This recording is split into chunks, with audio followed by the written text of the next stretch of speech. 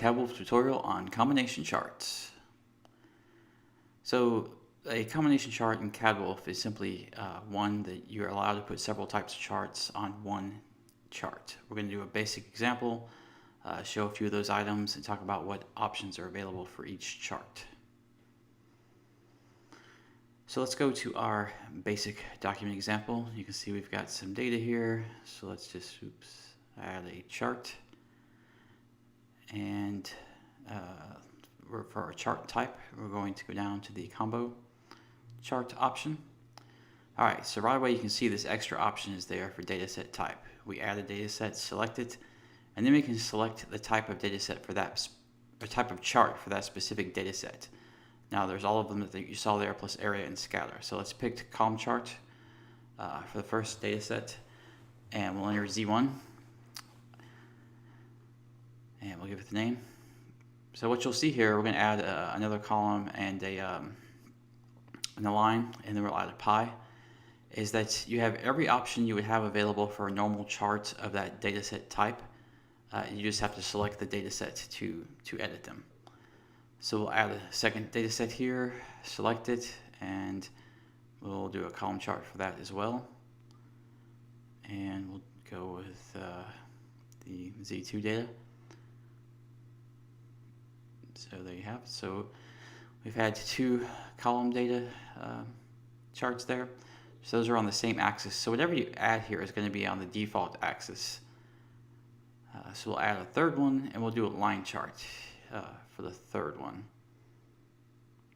So we can go into the options, like I said, what's available to you for the formatting and the appearance and all that, because for whatever data set you select, whatever chart type you select, you'll be given the exact same options as you would if you were looking at a chart of that type.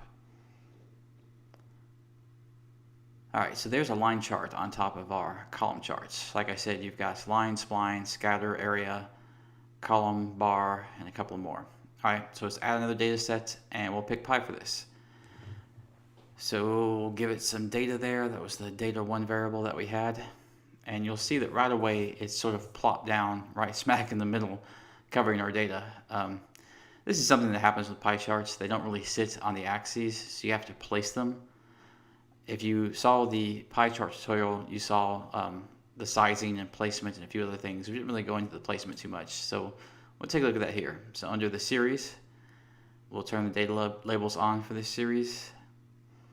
And let's go ahead and deal with that. I don't want to both show the series in the legend and show them on the and show the data labels. That doesn't really make a lot of sense, and to be honest, I don't like showing pie charts in the legend, so we'll give them these labels some names, and then we will not show this in the legend.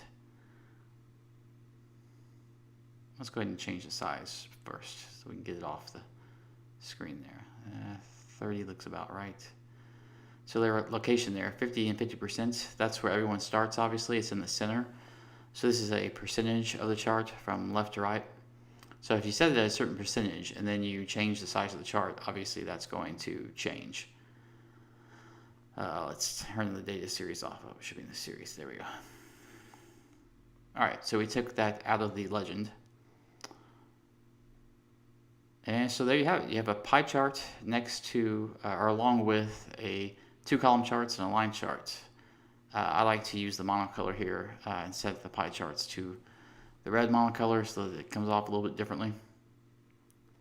And let's move that a little bit to the right so it doesn't look bad. All right, so there we have it. A combination chart with the types of column, line, and pie shown. Let's go ahead and show you that the formatting is all the same. Obviously, you've got the title and subtitle, the size, the legend, and all the other things are available to there that would normally be available in a normal chart. So the only real difference here is anything you plot other than a pie chart is going to set to that default axis just like it would a normal chart. It's just going to look slightly different. You've got all the same options for bands, lines, all those things are still there. The only real difference is you can drop a pie chart in there. And move it to where you can see it. Plus you can select the type for each data series instead of selecting the overall chart type. So that's combination charts in a nutshell. Just remember that you're selecting the type for each series and not the overall chart. Alright, so we'll exit out of this window and you'll see that it appears in the document just as it appeared in our edit dialog.